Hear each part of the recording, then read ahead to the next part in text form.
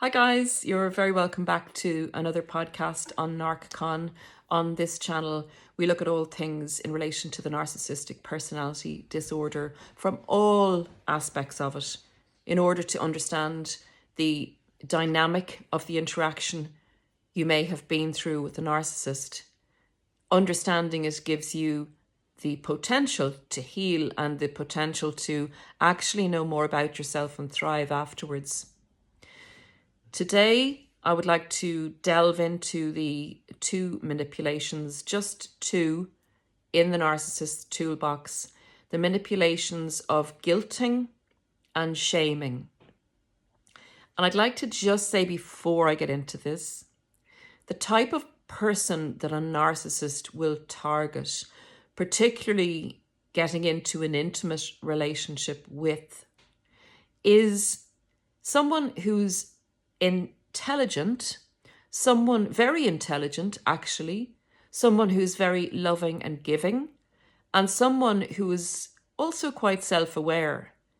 And that may seem contradictory to what the type of person you would think a narcissist would pick. But the reason they pick that type of person is because, and here we go into the spiritual realm of the disorder, they are challenged to take this person down. They know or like to think that they're going to be able to enmesh this person and entangle them because they see a lot of empathy there. The intelligence will also contrary to what you may think when you're beating yourself up for having been in a relationship with a narcissist. And a lot of people seem to be doing this at the moment. I'm reading it in comments and clients are coming across this element or discussing this element with me. It's people feeling really stupid for having been conned by a narcissist. And actually the opposite is true. Guys, you were in a silent war and you didn't realize you were in a war until you were out of it. Basically, until you're fully betrayed, until the mask fully slips. There are so many psychological imprisonments and tortures that you go through because of the nature of your intelligence and self-awareness, which is really weird. And I will explain this further as we get into the video. But you were targeted for qualities. You were targeted not because you're stupid, not because you couldn't see what a fraudster the narcissist was. You were in a war you didn't realize you were in. So you weren't able to pick up tools and fight against the narcissist. And the manipulations a narcissist uses are the silent weapons in a silent war. And it's very easy to see in retrospect when you get the education. And on this point, can you like, share and subscribe, get the information out there, help me to get the information out there if it resonates with you. It's going to save someone, and this is speaking to someone that needs to hear this today, like we all do at some stage. With that said, the narcissist has picked you for a reason, and you went through this torturous, arduous, dangerous journey for a reason, or may still be going through it. The reason for your own personal experience will be revealed to you on the healing journey.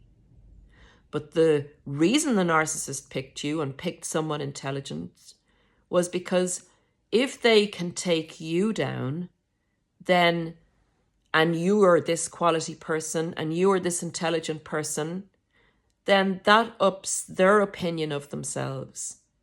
So for them, it's no challenge to take someone down who is totally vulnerable and doesn't have an intelligence level or even is disadvantaged, because that's just easy. It's much more sadistically pleasurable for them to encounter an enemy that's worthy of the challenge that they're going to put in to slowly destruct and pull a person apart. Then they go away feeling very, very empowered. So let's get into the manipulations that they use. We know that they have a full toolbox of manipulations. They can pick a few out, and as I always say, they customize the particular manipulations that will work best on the target of the moment. So how does guilting work, and how does shaming work as part of this? Initially, in the love bombing stage, and love bombing goes on in the workplace and in a familial setting and with friends as well. It's just more pertinent or easier to explain or see in the intimate relationship. But it is referable to all other circumstances in life when you're dealing with a narcissist. So the narcissist has fully validated you in a love bomb stage and has basically broken down any barriers or boundaries you may have, because they sing to your heart, and the experience is exquisite because they bring out in you what they know is in you that you may not even be so sure of. They bring you to your 100% potential. They show you, mirror back to you who you are, and you like it. They mirror back your qualities. They mirror back the excellence of your potential. So you have this exquisite experience, and you're fully invested because they also share their past experience with you. And it seems very intimate. And it is very intimate because you're falling in love with the parts of yourself that haven't actually maybe individualized or actualized yet in your life. You're falling in love with yourself and you trust yourself, but you put that over as being the narcissist that you're falling in love with, and that's the trick. That's the trick, and that's the con they run on you, because their love isn't in existence. They're not able to love. They don't have that empathy. Their extraction of your supply is their idea of falling in love with you. So they build in you this trust and confidence and set you up for the guilting and the shaming, because this is the person that you believe has your best interests at heart. The person that you were always looking for, the one, as we say in modern times. I found the one. This is it, we say to our friends and family. You know, I've never been as happy. So taking it from there, how does the guilting work? Because you trust that the narcissist has your best interests at heart, if they're then to give you a critique, you fully take on the critique because you think this person loves me, this person is my soulmate, this person wants the best for me, and they're able to give me constructive criticism. I must take this on board. This is coming from someone who loves me, therefore this must be true, is the logical way to think about something. The narcissist will then, in their extracting of fuel for you, and I'd like to also make this point, with a narcissist, the narcissist is a predator. The narcissist sucks supply from you, and as they become your source of validation, you are not given the time or able to self-regulate or self-validate, because you've given over that side of things unknowingly, subtly, and silently. The narcissist has taken that over for a period of time. So your supply is being sucked out of you and there's nothing replenishing you. I'll get back to that in a minute.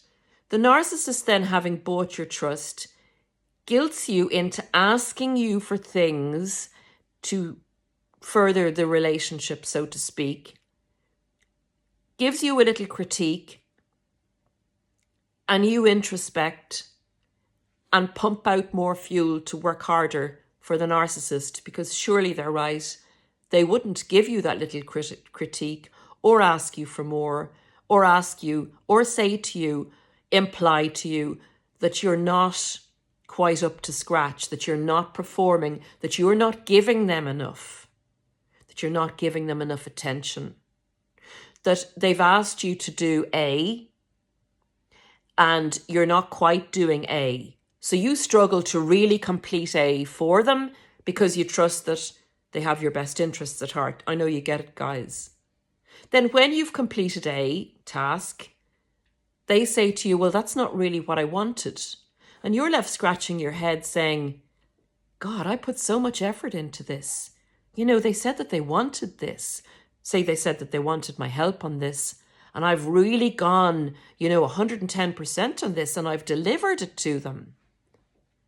And then they say it's not what they want, because narcissists will change from minute to minute, black and white thinking, or to extract more fuel from you, or to take the fact that you've completed the task and they're still guilting you into saying, but that's not actually what I wanted, after saying that you're not doing that well enough. Then they say actually what they wanted was B. And you go back again, a bit puzzled, having a few questions, and start on task B. This keeps you in a continual loop of serving the narcissist, all under the con of the fact that they love you, and if they're critiquing you, it must be true, because they love you after all, and you trust them. This is when you've given over your self-power really to a narcissist, but all with the intention of working towards a future together, which they future-faked you with and conned you. So they guilt you basically into lowering your self-esteem. You're not doing enough in the relationship. You're the one that's coming up short. And the more they do this to you, the more you introspect and try, because you're coming from a place of trust. You do not know that you are sleeping at this stage with the enemy. You do not know you're in a war. So don't at the end beat yourself up for doing what any human would do, having given their trust to someone that they believe loves them fully and wholly. The narcissist will also intersperse this, remember, with love and validation and affection to keep you pumping out. And let me just explain the pumping out thing, the giving of the supply, and why you end up so depleted at the end of the relationship. It's like the narcissist has, those tubes that say suck blood out or take your blood out, pump it out, and they're attached to your arm, and that tube is attached to the narcissist. We'll call it a tube of blood, but it's a tube of supply. It may as well be, it's your life's blood. So you are unwittingly pumping this out, and it's going into the narcissist. But there's nothing going into you.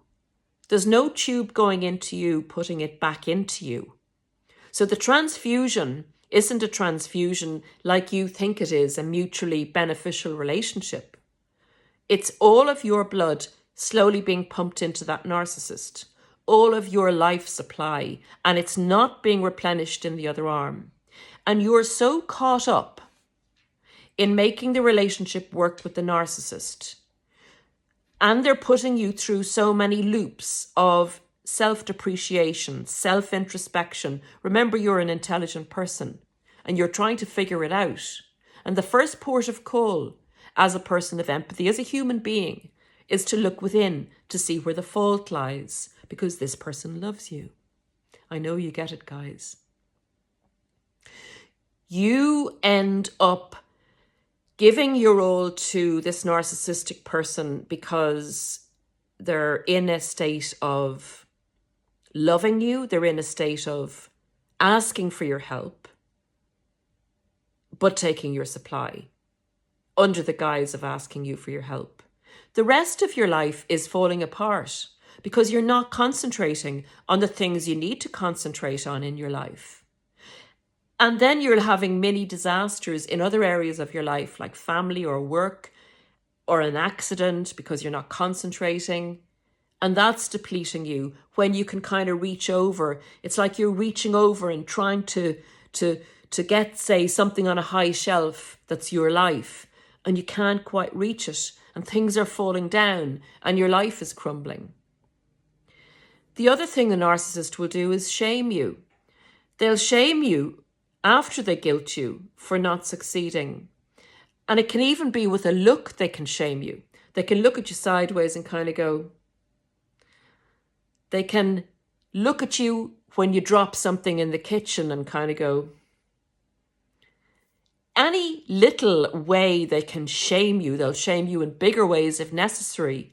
But it's a constant looking at you, looking at someone else, triangulating, all those kind of things. They'll be shaming you for not being good enough. And at the same time, trying to pump you up, to remember the good times, to give you dips of the drug and dips of the drug over there on the carrot dangling future faking. So guilting and shaming for the guilting, for you not being good enough, reminding you of anything that you're not so good at or things that are going wrong in your life. So when you're giving all your energy to the narcissist and the rest of your life is falling apart around you, they're kind of going, tut, tut, tut, tut, tut, tut. You're not really managing very well, are you? You're, look at the work situation you're in. Oh, look at the money you've lost there. Look at how your family are treating you. Why are they doing that? It's all because you're not good enough. So it's a guilt and it's a shame. So without labouring the point anymore, guys, they are at war with you, sucking your life supply out. And what happens? What happens when you have no longer a supply left in you? When you've 1 pint of blood left in you? They unhook the tube and off they go. If you're lucky enough to have 1 pint of blood left in you when they go, and you're not giving in to suicidal ideation, which a lot of people unfortunately do, because they're so depleted and so without hope and so mentally tortured and screwed up in their head about what has actually happened. People that get the education, that go and Google what the hell has just happened to me, have a chance, a great chance, because then at that point they understand they've been in a war. And this is a time when the narcissist is gone, because they will come back. Because if they've left you, which they estimate they've left you with that pint of blood, they know that you will have the ability to develop the rest and refill yourself and get to a point where it's worth putting the tube back in again. If that's a strange analogy, but it is more or less what happens. They know that you will have the potential, if they leave you with a certain amount, to rebuild your supply. And they often have the arrogance and the audacity to say to you, we'll give it some time. I need some space. Let's give it till the end of the summer. Let's give it a year and see how things go. I mean, when you're in the right state of mind, when you're out of the spell, when you're spiritually, when the spiritual attack is not as profound or intense, when they're concentrating on something else, you kind of scratch your head again and go, what? They're going to give me a few months. They're going to give me a year to come back and see, do we have a chance of the relationship working? You see it for what it is at this stage, when you have the ability to think clearly again. I'm telling you guys, this is a spiritual, psychological, physical, draining, exhausting attack. It's an attack on you in every way possible, from every angle. And you were targeted not because you were stupid. Just remember that at the end of this.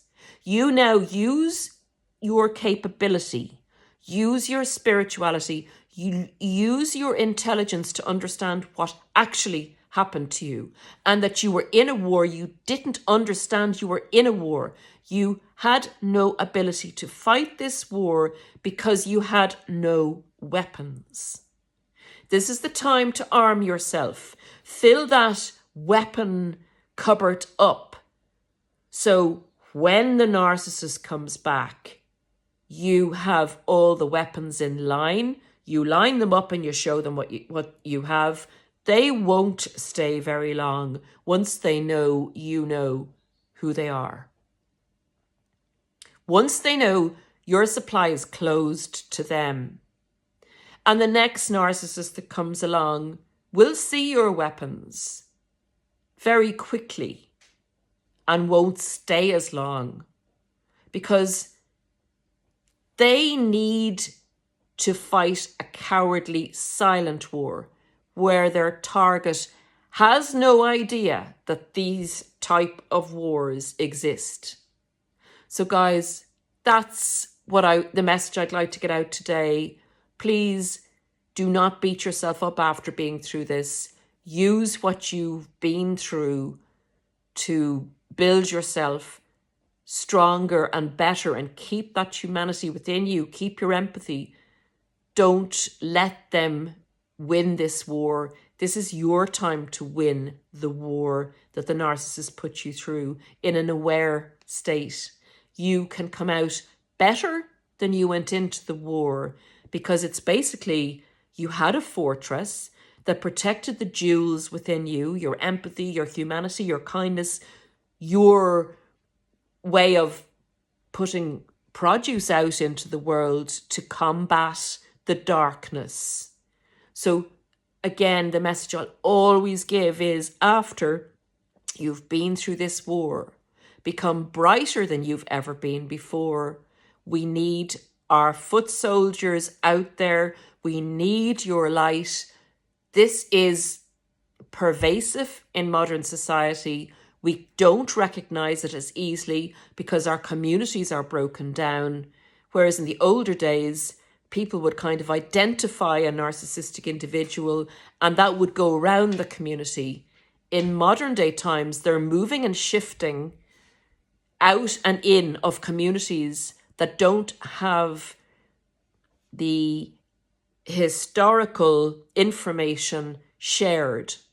They're more dangerous because of this. They move silently, stealthily, and cowardly among us.